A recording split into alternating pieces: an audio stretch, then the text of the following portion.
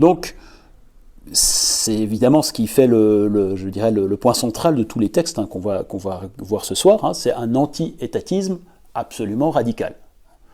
Donc, ça nous choque, ça nous surprend, puisque aujourd'hui, finalement, cette évidence de la forme État s'est imposée depuis tellement longtemps qu'on considère qu'il y a une forme de normalité là-dedans.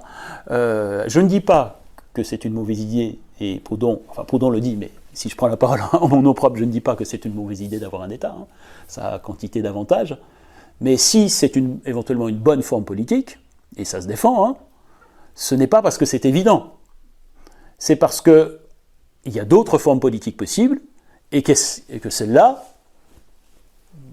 après tout, c'est pas mal. L'état de droit, c'est pas complètement idiot. La défense des droits fondamentaux non plus. Un État-providence, ça n'est pas inutile, etc. On a bien des raisons d'être pour l'État. Mais présupposer que l'aboutissement naturel de toutes les constructions politiques, c'est l'État, dans la logique que soutient Hegel, par exemple, il n'y a pas de raison de faire ça, en fait. Il n'y a pas de raison. Cette conviction que nous avons de l'évidence de l'État, pour le dire avec un langage marxiste, c'est une construction idéologique.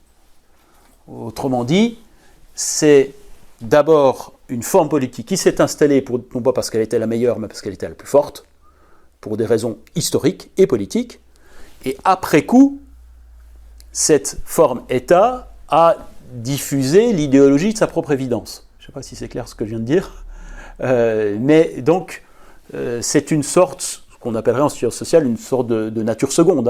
On pense que c'est naturel parce que ça nous est devenu naturel.